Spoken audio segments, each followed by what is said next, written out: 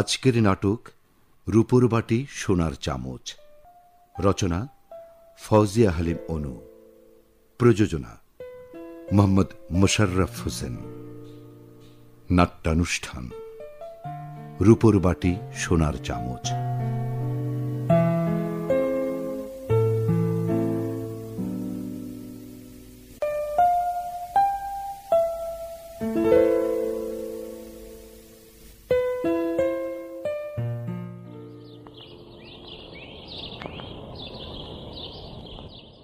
কি হে ডাক্তার, এত কি কাজ করছো পরদিন? একদম গলদঘর্ম হয়ে গিয়েছো দেখছি। আর বলো না উকিল, বাগানের পূব দিকটায় আগাছা একেবারে ছেয়ে গিয়েছিল। সে তো বুঝলাম, কিন্তু তুমি কেন? তোমার দুই নন্দকুমার কোথায়? বাগানের দেখভাল তো তারাই করতে পারে। হ্যাঁ, ওই নবাব ছেলেটা খাটতে পারে বেশ, কিন্তু মার অসুখের কথা শুনে কদিন যেন বাড়ি গেছে। আসে কি না আসে কে জানে। আর শব্দ মিয়া তো ঝিমুতে দিন চলে যায়। ছাড়িয়ে দাও, শক্তপোক্ত দেখে রাখো একজন। না হে, ওকে ছাড়ি দেওয়ার কথা ভাবতেও পারিনি। সেই কবে 20 বছরের একটা জোয়ান ছেলে কাজের ধান্দায় আমার কাছে এসেছিল, আর আজ 50 বছরের বৃদ্ধ। বিয়ে শাদী করেনি, কোনোদিন ছুটি ছাটাও চায়নি। বলো কি? তা তো জানতাম না। কেউ নেই নাকি ওর? জানি নে, বোধহয় নেই। তুমি তো প্র্যাকটিস করছো, অনেক রকম মক্কেল টক্কেলই তো তোমার কাছে আসে। দেখো তো কাউকে বলি কয়ে একজন লোকের ব্যবস্থা করা যায় কি না। শুধু বাগানের জন্যই আমরা একটি লোক দরকার। সে দেখা যাবে। তবে কি, মফস্বল শহরে এখন কাজের লোক পাওয়াই মুশকিল। সব ছুটছে ঢাকায়, রাজধানীর শহরে। আসসালামু আলাইকুম চাচা। ওয়ালাইকুম আসসালাম। তা তুমি কি করে জানলে মা যে আমি এসেছি? ঠিক 2 গ্লাস শরবত নিয়ে এলে। আমি আপনার কথা শুনতে পেয়েছি চাচা। ও তাই বলো। বাবা, আপনার এই ওষুধটা কিন্তু আধা ঘন্টা পরে খেতে হবে। হ্যাঁ, বুঝতে পারছি। আমি তাহলে। হ্যাঁ, তোমার স্কুলের সময় হয়ে যাচ্ছে, তুমি যাও। বাবা, মনে করে খেয়ে নিবেন কিন্তু। ঠিক আছে মা, ঠিক আছে, আমি খেয়ে নেবো। তুমি যাও। না হে, তোমার লেবুর শরবতটা খেয়ে নাও। ডাক্তার, তোমার এই বৌমাটা আসলে একটা লক্ষ্মী মেয়ে। হ্যাঁ, দেখো না, একসঙ্গে কেমন 10 দিক সামলাচ্ছে। একজন তো বছর 2 হলো হুইল চেয়ারে চলাফেরা করছে, তাকেও দেখছে, স্কুলে পড়াচ্ছে, সংসার সামলাচ্ছে, আবার আমাকেও দেখছে। সবই তো দেখছি ও একা। ভাবির আর ইমপ্রুভ হলো না ডাক্তার? না, স্ট্রোক করে প্যারালাইজড হলো, তারপর। সবই তার ইচ্ছা। আজ তবে আসি ডাক্তার। ঠিক আছে, মাঝে মাঝে এসো, কিন্তু তুমি এলে সময়টা ভালোই কাটে। আমি তো আসি, বরং তোমারই কখনো ফুরসত হয় না আমার ওখানে যাবার। আর হবেই বা কি করে? তুমি তো আবার সব আগলে বসে আছো। হ্যাঁ, আমার ওসব ঝুট ঝামেলা নেই। যার যা পাওনা সব চুকিয়ে দিয়েছি। এখন শুধু খাচ্ছি, যাচ্ছি আর ঘুরে বেড়াচ্ছি। আর মাঝে মাঝে একটু একটু চেম্বারে বসছি। বড়ই ভুল করছো উকিল। সময় এলে সবই বুঝতে পারবে। ধরায় এসেছিলাম একা, যাবো একা। মাঝের এই সময়টুকু শুধু মায়ার বাঁধন, মিছেই সব, বুঝলে। আসলে আসলে কেউ কারো না। তোমার ওসব তত্ত্ব কথা বুঝি কম। আজ আসি বন্ধু। আচ্ছা, এসো।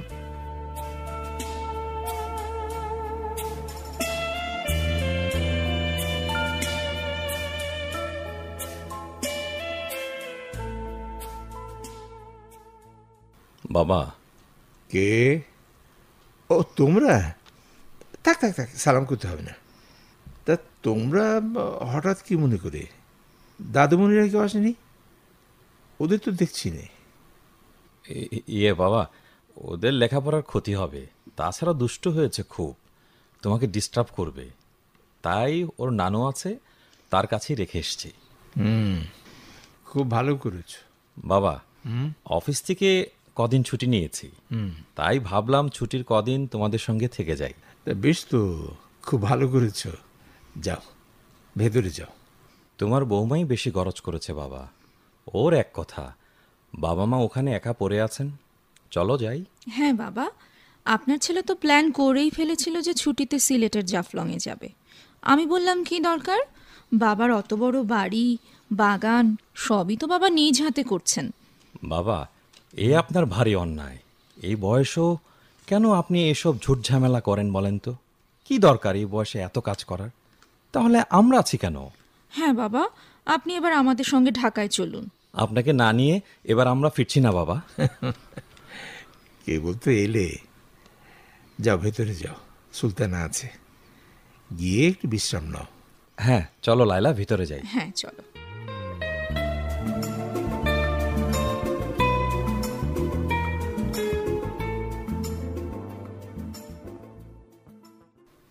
কে হে ছোট গিন্নি, কি হলো? একদম চুপচাপ, মন ভালো নেই? না, নেই। সবচেয়ে বড় কথা, তোমার সাথে আমার কোনো কথা নেই। কি সর্বনাশ, কথাই নেই? নাই। তা কারণটা কি? কারণটা তো তোমার তৈরি। সে যাকগে। আচ্ছা, তোমার তো নানু ভাই আগেই বুঝে নেওয়া উচিত ছিল যে নীলা দিনে অন্তত একবার তোমাকে মোবাইল করে তোমার কুশলাদি জেনে নেয়, সে কেন একদম কিছুই না বলে কয়ে সশরীরে হাজির হলো? হ্যাঁ, সেটা তো আমি ভাবছি না তা নয়, কিন্তু তার আগে বল, তুই কেন এসেই আমার সঙ্গে ঝগড়া শুরু করে দিলি? এই তো এতক্ষণে আসল কথা এসেছো। আমি ঝগড়া জুড়ে দেইনি, বরং ঝগড়ার ব্যাপারে তোমাকে উস্কে দিলাম। উস্কে দিলি মানে? মানে হচ্ছে, 2-1 দিনের মধ্যেই আসছে তোমার 2 কন্যা। কারণটা কি হঠাৎ? ওদের কাছে নাকি সিক্রেট নিউজ আছে, তুমি নাকি তোমার বিশাল জমিদারি খুব শিগগিরই উইল করে দিতে যাচ্ছ। বলিস কি? হ্যাঁ, উকিল নানারও ঘন ঘন নাকি তোমার বাড়িতে আনাগোনা হচ্ছে। তা আমার জমি আমি উইল করব কি করব না, তাতে ওদের কি বলার আছে? আর আশারই কি দরকার? না মানে, এই বয়সে কারোর ব্যাপারে হঠাৎ পক্ষপাতিত্ব করে বসে যদি, কাউকে আবার টু মাচ ভালোবাসে যদি, এই যেমন আমাকে। আমার চরিত্রে এরকম একটা দুর্বলতা যে আছে, তা অস্বীকার করব না। শুধরে নাও নানা ভাই, এখনো সময় আছে, নয়তো কিন্তু মহা বিপদ। মহা বিপদ? হ্যাঁ, এবার সবাই একজোট হয়ে তোমার বিরুদ্ধে বিদ্রোহ ঘোষণা করবে। তুইও বুঝি সেই দলে? কি বললে? এত বড় সন্দেহ? এবার ভেতরে গিয়ে বিশেষ জনের সঙ্গে দেখা করে আয়, নয়তো সত্যি সত্যি সন্দেহের মধ্যে পড়ে যাব আমি। যাচ্ছি। নানু ভাই, আবার কি হলো? মেজো মামা আর মামি নাকি অলরেডি? ইয়েস, সলা পরামর্শও চলছে। তাই নাকি? হ্যাঁ নীলা, শোন, ওদেরকে কিন্তু কিচ্ছু বলিস নে। মাথা খারাপ? চাচা আপন প্রাণ বাঁচা।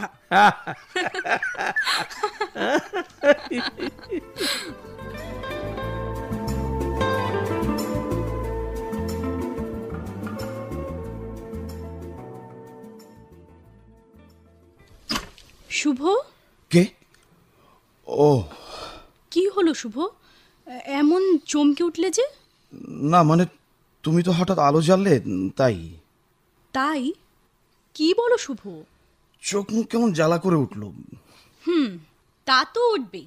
সমস্ত ঘর অন্ধকার করে ইজেলের কাছে স্রেফ একটা মোমবাতি জ্বালিয়ে কি করো তুমি বসে বসে? ছবি আঁকছি, বাস্তব একটা বিষয় নিয়েছি এবার। তুমি ভাবতেও পারবে না নীলা, আমি এবার হয়েছে। আগে তোমার ছবি তো দেখি। কোথায় তোমার ছবি, দেখাও তো। এই তো সূচনায় দেখো। খুব দেখতে পাচ্ছি, ক্যানভাসের একাংশে শুধু কালোর ছড়াছড়ি, আর কিচ্ছু নেই। ও হ্যাঁ, আছে তো, আরও আছে। তুলির রঙে ক্ষতবিক্ষত তোমাকেই তো একটা জীবন্ত পোর্ট্রেট মনে হচ্ছে আমার। নীলা, আমি বেশ বুঝতে পারছি, যে কারণেই হোক তুমি আমার উপর ভীষণ ক্ষেপে আছো। তাও ভালো যে এতক্ষণে বুঝতে পেরেছো। আচ্ছা, কাল আমি এ বাড়িতে এসেছি, তুমি সেটা জানো? জানি। তারপরেও তুমি প্রয়োজনের বাইরে এ ঘর থেকে একবারের জন্য বের হওনি কেন বলো তো? আশ্চর্য, প্রয়োজন ছাড়া বাইরে বের হবো কেন বলো? দেখো শুভ, আমার কিন্তু এবার সত্যি মেজাজ খারাপ হচ্ছে। আমি তোমাকে ভালোবাসি বলেই তোমার এই শিল্পী সত্তাকে ভালোবাসি। কিন্তু আমি তো জানি তুমি আমাকে এবং আমার শিল্পী সত্তা দুটিকেই সমান ভালোবাসো। অন্তত আমি তাই বিশ্বাস করি। শোনো, বাস্তবতা মানুষকে মানুষ হতে সাহায্য করে, কিন্তু অবাস্তবতা, কল্পনা মানুষকে স্বপ্ন দেখায়, আনন্দ দেয়, কিন্তু কঠিন এই পৃথিবীতে মানুষ হতে দেয় না, এই তো। ঠিক তাই। এই মুহূর্তে এই বাড়িতে কি হচ্ছে না হচ্ছে তুমি তো তার কিছুই জানো না শুভ। জানি, সব জানি নীলা। মেঝো চাচা চাচি এসেছেন, সেজো চাচা মোবাইলের মাধ্যমে অনবরত তার উপস্থিতি রাখছেন। ফুপুরা হয়তো চলে আসবেন, আর সবার একটাই উদ্দেশ্য, দাদাজানের বিশাল সম্পত্তির প্রতি তাদের লোভ। তুমি এসব জানো আর জেনেও এরকম নির্বিকার শিল্পচর্চা করে যাচ্ছ? করে যাচ্ছি, কারণ ওদের চেয়ে আমার উদ্দেশ্য অনেক বেশি মহৎ। মহৎ কাজ করছো তুমি, তাই না? ওদিকে মামির উপর কিরকম মানসিক নির্যাতন চলছে তা তুমি জানো? জানি। ওটা তো দাদির বাক্সবন্দি গুপ্তধনের জন্য। শুভ, প্লিজ নীলা, তুমি এখন যাও তো। আমি একটা গুরুত্বপূর্ণ বিষয় নিয়ে এখন কাজ করছি। না, তুমি এখন কোনো কাজ করবে না। তুমি এখন আমার সাথে খোলা আকাশের নিচে দাঁড়াবে। এসো না, এসো তো বলছি। আচ্ছা ঠিক আছে, চলো।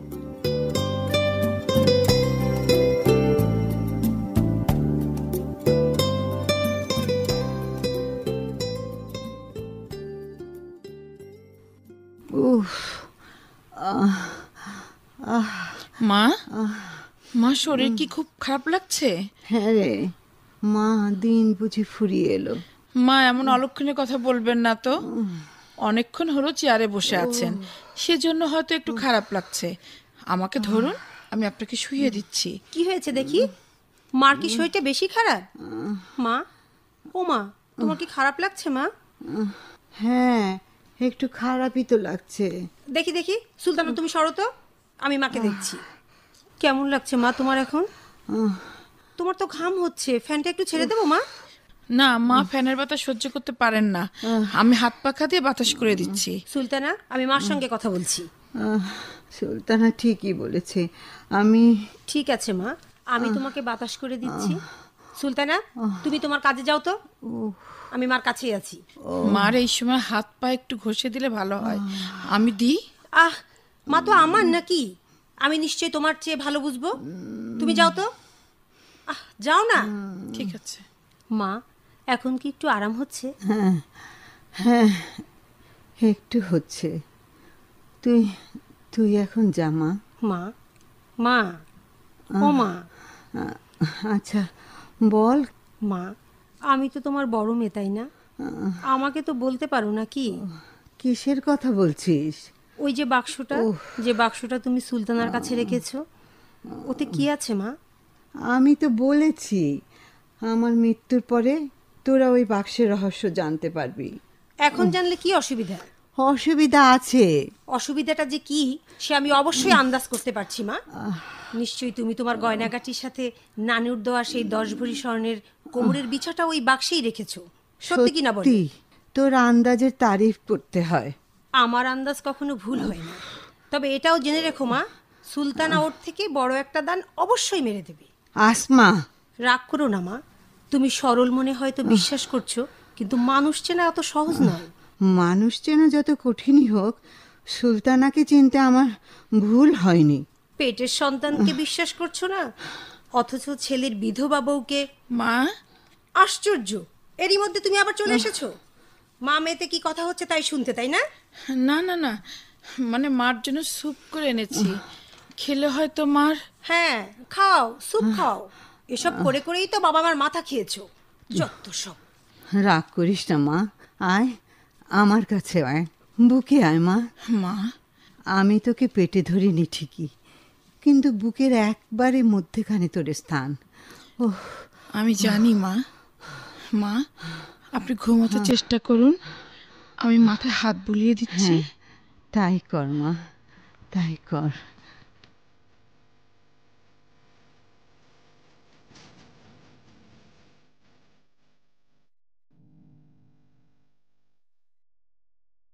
পাগল মেয়ের কাণ্ড দেখো, তুমি এসব পারবে নাকি? খুব পারবো। মটরশুঁটির খোসা ছাড়ানো তো এটা আমি খুব ভালোই করতে পারি। থাক না মা, তুমি বরং আমার পাশে বসে ঢাকার গল্প করো, আমি শুনি আর চট করে বেঁচে ফেলি। আমিও একটু বাছি আর বলি। বুঝলেন মামি, ঢাকায় এখন আর নিঃশ্বাস ফেলারও উপায় নেই, শুধু মানুষ আর মানুষ। আর এখন শুধু আকাশ ছোঁয়া হাইরাইজ বিল্ডিং হচ্ছে। হ্যাঁ, কি করবে বলো, কোথায় থাকবে এত মানুষ? আগে মাথা গোছা ঠাই তো চাই। সেটাই, কর্মসংস্থানের জন্য এখন শুধু মানুষ ঢাকায় ভিড় করছে। বুঝলে নীলা, আমি কিন্তু ঢাকার মেয়ে, পুরনো ঢাকায় আমার ছোটবেলা কেটেছে। পুরনো ঢাকা? ইস, কি ঘিঞ্জি। তখন তো ওটাই আসল ঢাকা শহর ছিল, ধানমন্ডিতে আমরা ভয়েই আসতাম না, শুধু জঙ্গল আর বিলঝিল, আর এখানে সেখানে ছড়ানো ছিটানো কিছু বাড়ি। বলেন কি? হ্যাঁ, এখন কেউ সেই সময়ের কথা চিন্তাও করতে পারবে না। নবাব হাজির। আরে তুই এমন সংসেজে পোটলা পটলি নিয়ে কোত্থেকে রে? ভিলেজ থেকে। 2 কাঁধে 2 জোড়া নারকেল, 1 হাতে ব্যাগ আর আরেক হাতে লাউ। লাউ না আফা, এইটা হইলো পামকিন। এই তুই কি ভিলেজ থেকে এসেছিস নাকি আমেরিকা থেকে রে? হ্যাঁ, এসেই দেখি ফটাফট ইংলিশ বলিস। আরে শুভ, শুভ বোধহয় শিখিয়েছে। তা তুই 1 সপ্তাহের ছুটি নিয়ে 3 সপ্তাহ কি করলি? হ্যাঁ, ছুটিটা একটু বেশি হইয়া গেছে আম্মা। এই মা জননী ঝামেলা করছে, কে বলি আজ না কাইল, কাইল না পরশু, আর এই পিডা সেই পিডা। শোন শোন, ওই সব কথায় কাজ হবে না নবাবজাদা। নানা জান এবার মহা ক্ষেপে আছেন। অসুস্থ ছিলি, এরকম একটা ডাক্তারি সার্টিফিকেট লাগবে, বুঝলি? কারণ নতুন লোক নিয়োগ দেওয়ার জন্য নানু ভাই অলরেডি জোর তৎপরতা চালাচ্ছেন। এমন উপায়? নীলা আপা, আমি তো নামই নবাব, কামে তো নকর, কিন্তু ডাক্তার, ডাক্তার পামুকই। কাছে আয় বলছি। বুঝা ফেলাইছি আপা, আর কই তুইব না। আম্মা আফা দুজনই ওঠেন, আমি 100 কাজ আমি এক্ষুনি কইরা ফেলাইতেছি। তুই জানিস যে মামির কত কষ্ট হচ্ছিল? 2 দিন ধরে রেনুর মাও আসছে না। আমি আম্মারে কতদিন কইছি, আম্মা ওই কামসোর বেডিরে বাদ দেন, আমি বালা একটা কি চোর? কামসোর। ওঠেন তো আম্মা, ওঠেন। তুই যা তো, আগে কাঁধ থেকে নারকেল টারকেল নামিয়ে হাত মুখ ধুয়ে কিছু খেয়ে নে যা। হ, তাও ঠিক কইছেন। আচ্ছা আমি যাই। কথায় 18 আনা। এই যে এসেছে না, এখন দেখবে কথা বলে বলে কানের পোকা বের করে তবেই ছাড়বে।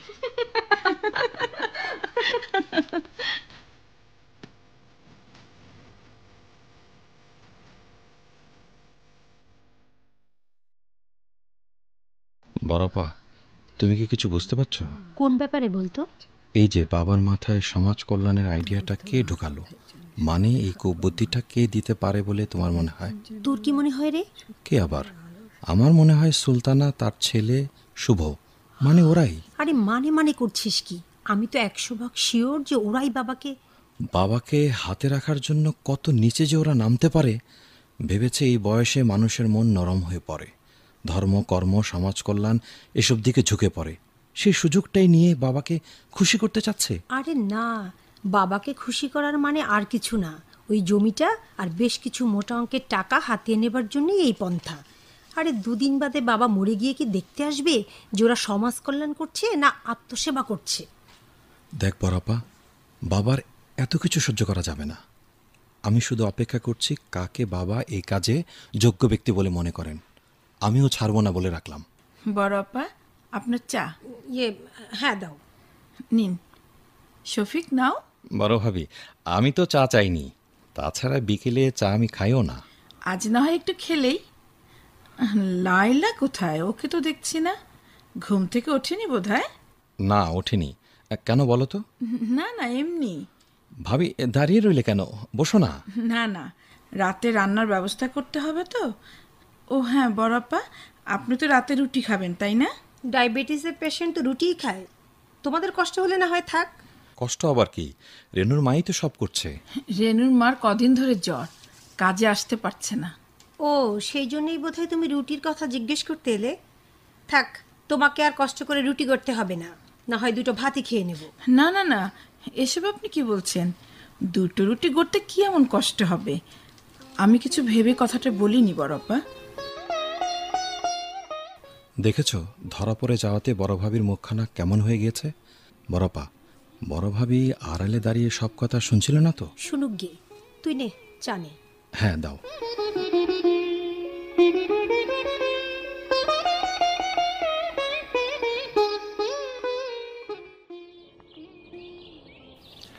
ওহো শুভ, তুমি যে কি করো না, দিলে তো তাড়িয়ে। কি তাড়িয়ে দিলাম? ঘাস ফড়িং। ঘাস ফড়িং? হ্যাঁ, কি সুন্দর 2টো ঘাস ফড়িং জড়াজড়ি করে বসেছিল, আর তুমি হাতটা বাড়িয়ে দিলে তো ওদের প্রণয়ে ব্যাঘাত ঘটিয়ে। আশ্চর্য, ওরা শুধু পাশাপাশি বসলে হবে কেন? আমাকেও তো বসতে হবে তোমার পাশেই। আর হাত যদি না বাড়িয়ে দিই, তোমার হাত ধরবো কি করে বলো? জানো শুভ, এতক্ষণ আমার মনটা ভীষণ খারাপ ছিল। পৃথিবীর সবচেয়ে দুঃখী মানুষ ছিলাম আমি, কিন্তু এখন এক নিমেষে আমার পৃথিবীটা তুমি সুখের বন্যায় ভরে দিলে। আচ্ছা, কেমন করে বলো তো? প্রকৃতির এমন বিমুগ্ধকর বিস্ময়, নিসর্গের এমন অকল্পনীয় দৃশ্য, অথচ এমন একটা জায়গায় ভালোবাসার মানুষটির কাছে বসে আছি আমি, সে যেন ভাবনার কোনো অতলে ডুবে আছে। তাই ভীষণ কষ্ট হচ্ছিল আমার। একটু অবশ্য ভাবছিলাম, তবে তা তোমাকে নিয়ে। মেজ ফুপু আর ফুপা, মানে তোমার বাবা মা কিভাবে নেবেন আমাদের এই সম্পর্কটা? দেখো শুভ, আজ কোনো চিন্তা ভাবনা নয়, আজ শুধু ঘাসের গালিচায় পা ডুবিয়ে ডুবিয়ে আমরা স্বপ্নের ভুবনে হাঁটব, আর হেঁটে হেঁটে একেবারে দিগন্ত ছুব। ওঠো তো, চল। কোথায়? কেন, বললাম না দিগন্ত ছুব। তুমি কি আমার সঙ্গে হাঁটবে নাকি সেটা বল। হাঁটবো না মানে? আলবৎ হাঁটবো।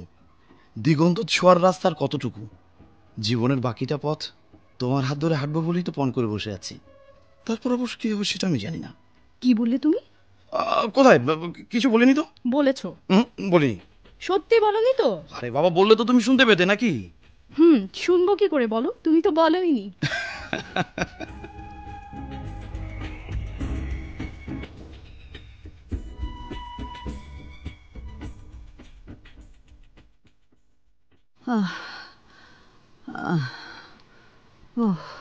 বড় বৌমা।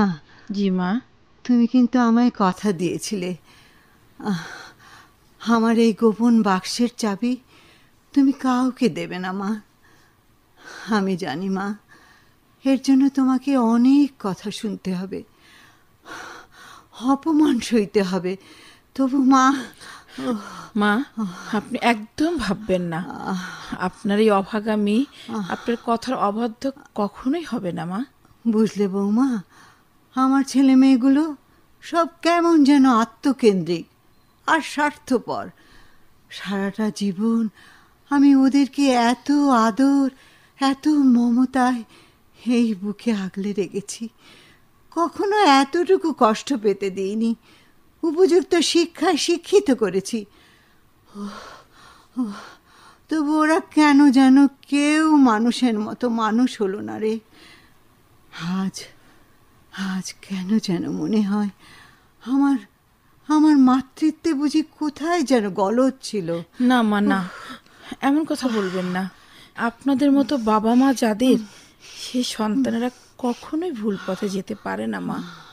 দেখবেন একদিন না একদিন ওদের ভুল ওরা নিজেরাই বুঝতে পারবে, সেদিন সব কিছু ঠিক হয়ে যাবে মা। হয়তো হবে।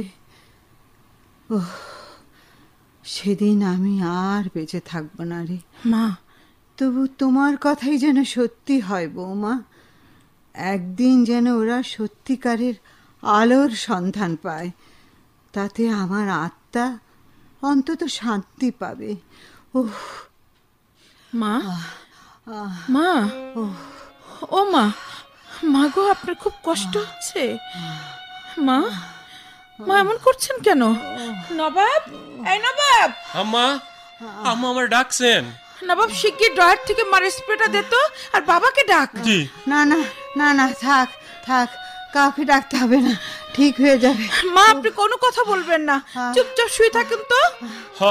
হ্যাঁ দাদিজান, কথার দরকার নাই, আপনি খালি। তুইও কথা বলিস না, প্রেসারের মেশিনটা দিয়ে দরজাটা ভিড়িয়ে দিয়ে যা, আর বাবাকে ডাক। আচ্ছা আচ্ছা, আমি এখনই যাইতাছি।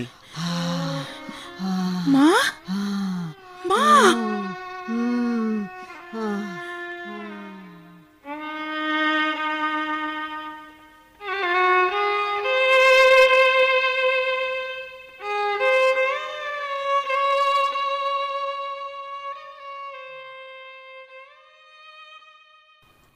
কি ব্যাপার, কাপড় চোপড় গুছাচ্ছ যে? কোথাও যাচ্ছ নাকি? হ্যাঁ, মা নাকি খুবই অসুস্থ হয়ে পড়েছেন, তাই কাকনকে নিয়ে বাবার ওখানে যাচ্ছি। নাকি তোমার ভাই বোনদের মতো বাবার কাছ থেকে শেয়ার বুঝে নিতে যাচ্ছ? দেখো কাকনের আব্বা, তুমি খুব ভালো করেই জানো আমি সবার থেকে আলাদা, আমার লোভ লালসা চিরকালই কম। সেটা যেন মনে থাকে সালমা।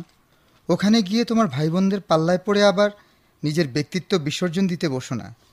তুমি কি করে ভাবলে যে এতই ঠুনকো আমার ব্যক্তিত্ব? ভাবিনি, তবে সঙ্গদোষে সর্বনাশ হতেও তো পারে। সালমা, ওদের মতো আমার অঢেল ধন সম্পদ নেই, কিন্তু আমার আদর্শ আছে যা ওদের নেই। ওগো, ও কথা আর বলো না। তোমার বড় বোন একদিন আমায় অপমান করেছে, কারণ... প্লিজ, ও কথা বলে আমাকে আর ছোট করো না। আচ্ছা, বলবো না। তবে শোনো সালমা, যাচ্ছ যাও, একটা কথা সব সময় মনে রেখো, তোমার কারণে বাবা মা যেন এতটুকু কষ্ট না পান। যতটুকু তোমার সাধ্যে কুলোয় তুমি তাদের জন্য ঠিক ততটুকুই করবে।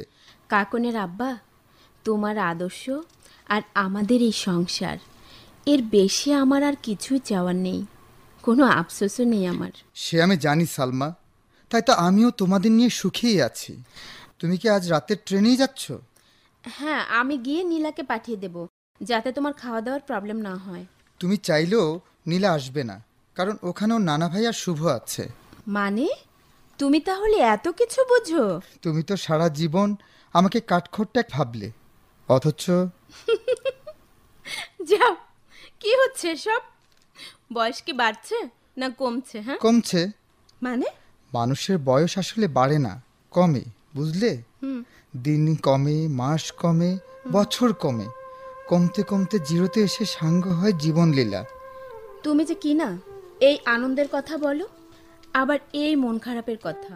আচ্ছা ঠিক আছে, আর বলবো না, আসি কেমন? হ্যাঁ এসো, তাড়াতাড়ি এসো, আমি বেরোনোর আগে এসো কিন্তু। হ্যাঁ আচ্ছা ঠিক আছে।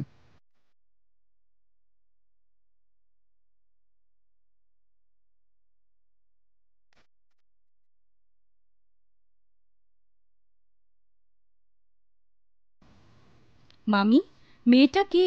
ওর নাম আয়না। রেনুর মার শরীর ভালো না, সে নাকি আর কাজ করতে পারবে না, তাই আজ সকালবেলা ওকে দিয়ে গেল। বাধা থাকবে। ভালোই হলো, সব ধকল তো আপনার উপর দিয়ে যাচ্ছে, কেউ তো আর কুটোটা ছিঁড়ে দুটুকরো করে না। ছি নীলা, এ কথা বলে না, ওরা মেহমান, দুদিনের জন্য এসেছে। কিন্তু কাজগুলো তো ওদের মোটেও মেহমানদের মতো নয়, লোভে তো এক একজনের চোখ চকচক করছে। ওদিকে নানু অসুস্থ, সে খেয়াল নেই। চুপ করো, বড় পাসছেন। উনাকে আপনি এত ভয় পান কেন বুঝি? বড়দের একটু একটু ভয় পেতে হয়। কি ব্যাপার, তোমরা দুজন এতক্ষণ গুজগুজ করছিলে আর আমি আসতেই চুপ করলে যে? বড় খালা, একটা কথা বলি। বলো। আপনাদের মনে এত দোষ কেন বলুন তো? একেবারে জিলাপির প্যাচের মতো। কি এত বড় কথা? আসুক আজ মেজো, মেয়েকে আস্ত একটা বেয়াদব বানিয়েছে। বড়দের সঙ্গে কিভাবে ছোটদের কথা বলতে হয় তাও মেয়েকে শিখায়নি। তা বড়দেরও তো বড়দের মতোই থাকতে হয় বড় খালা। আপনি সবার বড়, আপনার মনটাও তো হওয়া উচিত ছিল সমুদ্রের মতো বিশাল, তা তো হয়নি। চুপ করো নীলা, এসব কথা কি কেউ কাউকে বলে? তুমি চুপ করো বুঝলে, আমার সামনে আর নাটক করতে হবে না। তুমি কি ভেবেছো আমার চুল পেকেছে এমনি এমনি? আমি কিছুই বুঝি না। না, নিজের আতপাকল ছেলেকে লেলিয়ে দিয়েছো মেজর মেয়ের পিছনে। বড়পা, মা বাবাকে কাবু করে রেখেছো জাদুমন্ত্র বলে, যাতে করে আমার বাবার বিশাল সম্পত্তি ভোগ দখল। না না, ভোগ দখল তো করছোই, পুরোটাই যাতে দখল করতে পারো সেই জন্যে। বাহ বড় খালা, বাহ! বড় মামি জাদুর সাহায্যে যে কাজ করতে পারলো, আর আপনারা সন্তান হয়ে রক্তের বাঁধন দিয়েও তা করতে পারলেন না। লজ্জা তো আপনাদেরই হওয়া উচিত। আমি হলে তো কি... এসো নীলা, এদিকে এসো, এসো তো। বড়পা, আপনাকে মাফ করে দিন। মাপ? কিসের মাপ শুনি? আসুক আজ মেজো, শুনলাম রাতের ট্রেনে উঠছে। তারপর কি বড় খালা? তারপর কিছু না। নীলা, তুমি চলে এসো তো, চলো।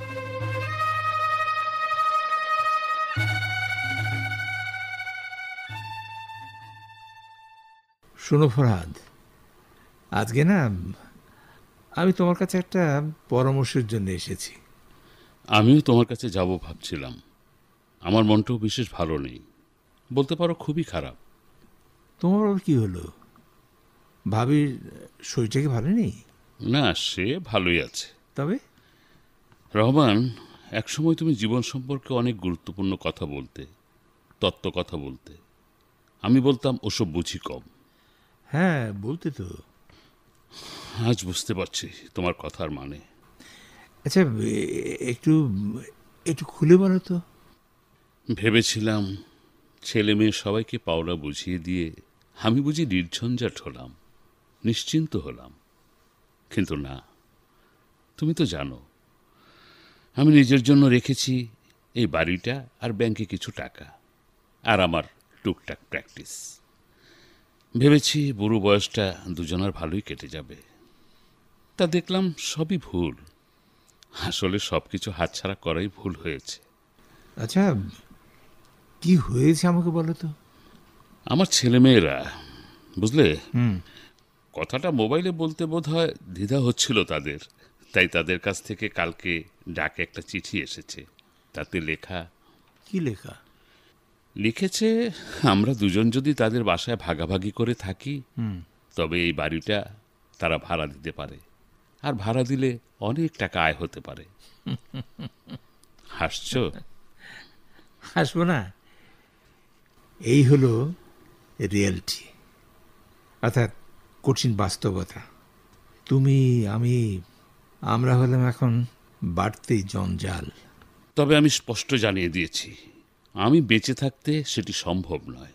তারা নাখুশ হয়েছে, হোক, আমার কিচ্ছু যায় আসে না, বুঝলে। ঠিকই করেছ। আমি তোমার কাছে এসেছি একটা পরামর্শের জন্যে। আমার সংসারের অবস্থা তো তুমি সবই জানো, তোমাকে সব খুলে বলেছি। তুমি তো উকিল মানুষ, একটা পরামর্শ দাও না ভাই। আমি তোমাকে একটা বুদ্ধি অবশ্যই দিতে পারি, সেইভাবে কাজ করে দেখতে পারো কাজ হয় কিনা। কি বুদ্ধি বলো তো? চলো হাঁটতে হাঁটতে বলি। চলো।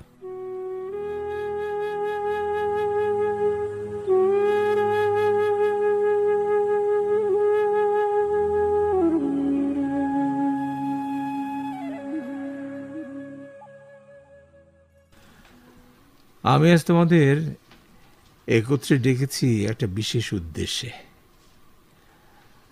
মাত্র সপ্তাহখানেক হলো তোমাদের মা আমাদের সবাইকে ছেড়ে চলে গেছে। জি বাবা। আমরা ভাবতেও পারছি না মা নেই। যাই হোক, সে তো ফিরে আসবে না। আর আমার শরীরটাও খুব ভালো যাচ্ছে না, কখন কি হয়, তাই কথাটা বলা খুব জরুরি। বলুন বাবা। তোমরা সন্তানরা হয়তো এক একজন এক এক রকম ভেবে বসে আছো, কিন্তু তোমাদের মা আর আমি তোমাদের ভাই বোনদের সমানভাবে ভালোবেসেছি। জি বাবা, আমরা তো কোনোদিন সে বিষয়ে কমপ্লেন করিনি। করেছি? বলুন না। করনি, কিন্তু আমি জানি তোমাদের অনেকের মধ্যেই অনেক রকম ক্ষোভ আছে, তাই না? বাবা, কেন আমাদের সবাইকে এখানে ডেকেছেন সেটা বললেই ভালো হয়। বলছি। তার আগে কিছু ভূমিকারও দরকার আছে। তোমাদের বড় ভাই রফিক রোড অ্যাক্সিডেন্টে মারা গেছে।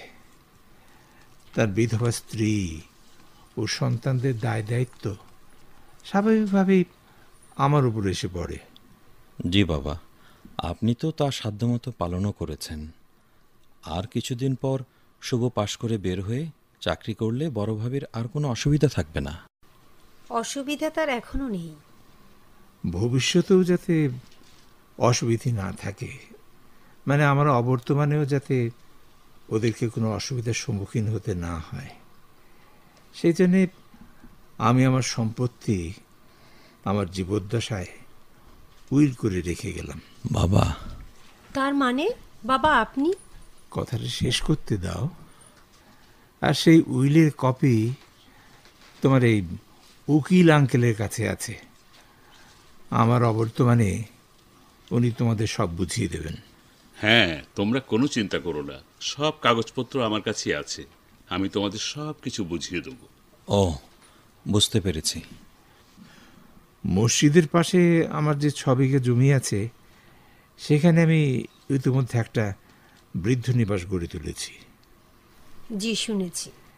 এই বৃদ্ধ নিবাস আর আগের যে এতিমখানা আছে, এর দায়িত্ব আমি শুভকে দিয়ে গেলাম। না বাবা, এটা কিছুতেই ঠিক নয়। হে অন্যায়, ভারী অন্যায় বাবা। ও ছেলে মানুষ, ও এসব বুঝবে কি? বাবা, এত বড় দায়িত্ব ওকে।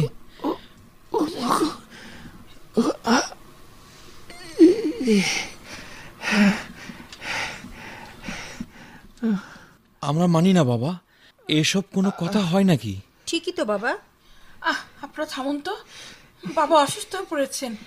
রাখো তোমার আধিক্যতা, সবকিছু হাতিয়ে এখন নাটক। কি হলো রহমান? তোমার তোমার কি খুব খারাপ লাগছে? রহমান কথা বলো। উকিল নানা, নানু ভাইকে ধরুন, পড়ে যাচ্ছে তো। আর দয়া করে আপনারা একটু চুপ করুন। যত সব আহ্লাদ। উকিল আঙ্কেল, বাবাকে যে করেই হোক ঢাকায় নিয়ে যাওয়া দরকার। ওখানে নিয়ে বড় কোনো হাসপাতালে ভর্তি করতে পারলে বাবা নিশ্চয়ই ভালো হয়ে যাবেন। বাবা, বাবা। রহমান, তোমার কি খুব খারাপ লাগছে? ডাক্তার ডাকবো? বুকে খুব ব্যথা। রহমান, চোখ খোলো। শুভ, শিগগির যাও, ডাক্তার নিয়ে এসো, যাও। যাচ্ছি উকিল দাদু, আমি এক্ষুনি ডাক্তার নিয়ে আসছি। হ্যাঁ যাও, তাড়াতাড়ি যাও।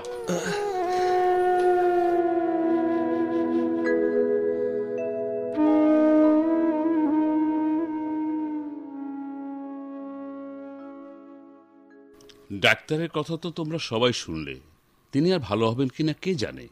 উকিল আঙ্কেল, বাবাকে যে করে হোক ঢাকায় নিয়ে যাওয়া দরকার। ওখানে নিয়ে বড় কোনো হাসপাতালে ভর্তি করতে পারলে বাবা নিশ্চয়ই সুস্থ হয়ে যাবেন। হ্যাঁ, মেজো ঠিকই বলেছে, বাবাকে ঢাকায় নিতে পারলে ভালো হতো। বলা তো খুবই সহজ, কিন্তু এরকম একজন পেশেন্টকে নিয়ে যাওয়ার তো খুবই কঠিন। তবু আপনারা চেষ্টা করুন চাচা। মা চলে গেলেন, বাবাও যদি না থাকেন তবে আমরা কি নিয়ে বাঁচবো? যে করে হোক আপনারা সবাই বাবাকে ভালো করার চেষ্টা করুন। তুমি আর মায়া কান্না কেঁদো না তো সুলতানা, তোমার ন্যাকামি আর সহ্য হয় না। হ্যাঁ বড় ভাবি, ভালো কথা। মা বলেছিল মার অবর্তমানে মার সেই গোপন বাক্সের চাবি আমাদেরকে দিতে। তাই তো সুলতানা, এতই যদি ভালো মানুষ হও তবে মার কথাটা তো রাখো। কোথায় সেই বাক্স আর চাবি?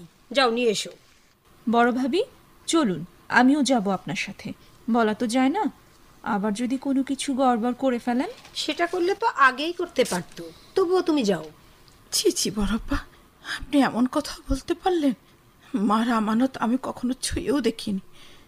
চলুন আপনারা, চলুন সবাই চলুন। মা নিজে যে জায়গায় রেখেছেন সেই জায়গা তো এই বাক্স আছে। আসুন আপনারা। হ্যাঁ যান, আপনারা সবাই গিয়ে নিয়ে আসুন সেই অমূল্য রতন। তারপর ভাগ বাটোয়ারা করে নিয়ে গিয়ে মামিকে অন্তত রেহাই দিন। হ্যাঁ রে মেজো, শুভ আর শুভর মার জন্য তোর মেয়ের এত জলে কেন রে? বরপা, দোষ নিও না, আমার মেয়ে ন্যায়ের পক্ষে কথা বলছে। তোমরা লোভের বশবর্তী হয়ে আজ যে অন্যায় করছো। ও, তার মানে তুইও? হবে না বড়পা, বুঝলেন না, আসল জায়গাতেই তো গলদ আছে। শুভর সাথে যে মেজো আপার মেয়ের ইয়ে। লায়লা, মুখ সামনে কথা বলো। তুমি আমার ছোট ভাইয়ের বউ, সেভাবেই চলবে, বুঝলে? মেজপা, লায়লাকে ধমক দিয়ে কি হবে? তার চেয়ে বরং তুমি তোমার মেয়েকে আদব কায়দা শেখাও। হ্যাঁ, শফিক ঠিকই বলেছে। চলুন, মার আমানত আপনারা সবাই বুঝে নিন। আসুন।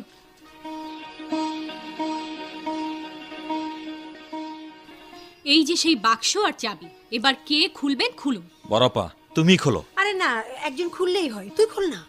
না, বড়পাই খুলুক। দাও চাবিটা, দাও দেখি, আমিই খুলি। এই নিন। উফ, খোলাই তো যাচ্ছে না। আরে তালা চাবি তো মরচে পড়ে গেছে। উফ, আরে খোলা যাচ্ছে না তো। অনেকদিন বোধহয় খোলা হয়নি। হ্যাঁ, তাই তো মনে হচ্ছে। এবার তোমরা খুলে ভাগ বাটোয়ারা করে নাও, আমি এর মধ্যে নেই। নীলা আয়, সুলতানা তুমি এসো। চলো মা। আমি যখন উপস্থিত আছি তোমরা সবাই থাকো, সবারই থাকা উচিত। হ্যাঁ আঙ্কেল, আমরা চাই আপনিও থাকেন। আমি তো আছি, রহমানই আমার সবকিছুর দায়িত্ব দিয়েছে, তা তো পালন করতেই হবে। আরে তালা খুলে গেছে, এই তো তালা খুলে গেছে। সত্যি তো? কই দেখি। হ্যাঁ হ্যাঁ, দেখি দেখি। বড়পা, গয়নাগাটি কিন্তু সমান ভাগ করবে। কই গয়না কোথায়? আরে কিছুই তো দেখছি না, শুধু কতগুলো কাগজ আর আর কি আর কি? অনেক যত্নে রঙিন কাপড়ে মোড়ানো আরো একটা বাক্স। আরো একটা বাক্স? নিশ্চয়ই ওটার মধ্যেই গয়না আছে। হ্যাঁ বড়পা, ওই বাক্সটা খুলুন না। এটা তো খোলাই। এই তো খুললাম। আরে এ তো একটা বাটি আর একটা চামচ। মানে? হ্যাঁ সত্যি তাই, বাটিটি বোধহয় রূপোর আর চামচটি সোনার। আশ্চর্য, এগুলো কি? বাটির মধ্যে ভাঁজ করা একটি কাগজ, বোধহয় চিঠি। চিঠি? হ্যাঁ, মার লেখা। অনেক পুরনো, লেখাগুলো অনেকটা ঝাপসা, তবে পড়া যাবে। পড়তো বড়পা? হ্যাঁ, পড়ছি। কোনো সম্বোধন নেই। মা লিখেছেন, এই বাটি আর চামচ আমার কাছে অমূল্য সম্পদ, 7 রাজার ধন। আমার প্রথম সন্তান জন্মানোর পর আমার স্বামী আমাকে এই দুটি উপহার দেন, আর এই বাটি আর চামচ দিয়েই আমি আমার সন্তানের মুখে প্রথম খাবার তুলে দিয়েছি। তাই তাই এগুলো আমার সোনামণিদের স্মৃতি। এই স্মৃতি আমি যক্ষের ধনের মতো সারা জীবন আগলে রেখেছি। প্লিজ বড়পা, আর পড়ো না, আমি সহ্য করতে পারছি না। আমরা আসলে মানুষ নই, এক একটা জানোয়ার, অমানুষ। ঠিকই বলেছিস, নয়তো কি করে আমরা বাবা মায়ের এমন অপত্য স্নেহের কথা ভুলে গিয়েছিলাম। ভুলে গিয়ে সম্পদের লোভে লোভী হয়েছিলাম। চল, আমরা সবাই বাবার ঘরে যাই। চল।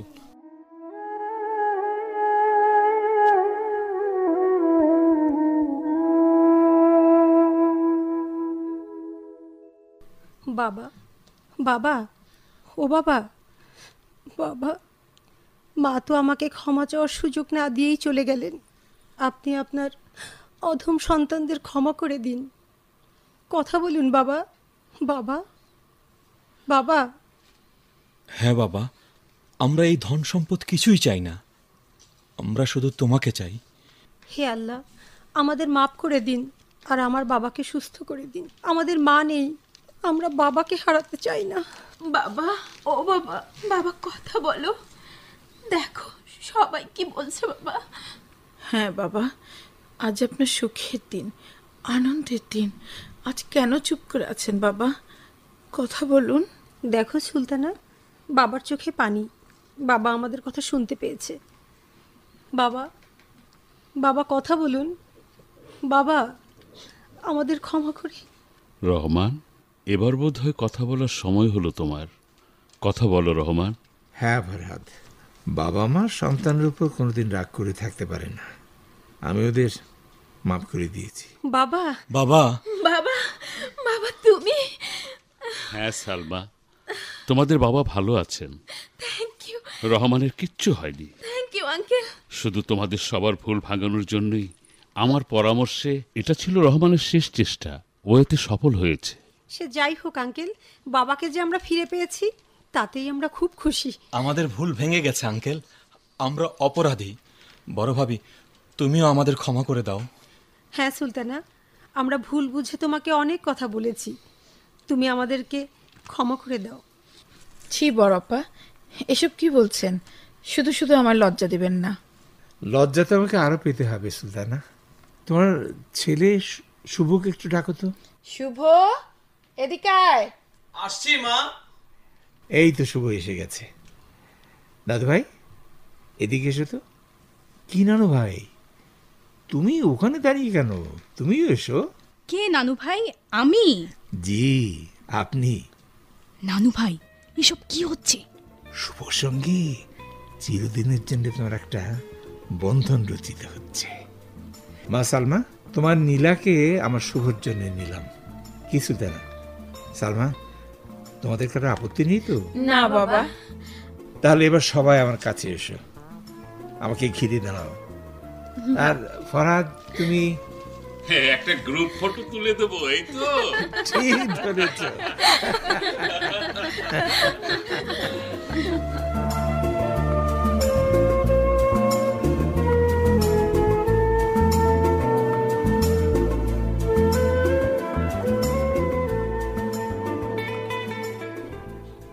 এতক্ষণ ফৌজিয়া হালিম অনুরচিত রূপোর বাটি সোনার চামচ নাটকের অভিনয় শুনলেন। বিভিন্ন চরিত্রে অভিনয় করেছেন বাবা মাসুদ আলী খান, মা নাসিমা খান মজলিস, ফরহাদ সাহেব খন্দকার ইরফান উদ্দিন আহমেদ, সুলতানা দিল আরা খানম কোচি, আসমা শাহিন পারভিন, সালমা মুনা আক্তার, সাদিক, মোহাম্মদ এহসানুল হক, লায়লা, রোমানা রহমান, আরিফ, ফয়জুদ্দিন বাবু, নবাব, মোহাম্মদ রেজাউল হক, শুভ, সাজ্জাদ আহমেদ রেজা ও নীলা দুর্রে মখনুন নবনী। সম্পাদনা মাহমুদ রেজা। নাটকটি প্রযোজনা করেছেন মোহাম্মদ মোশাররফ হোসেন।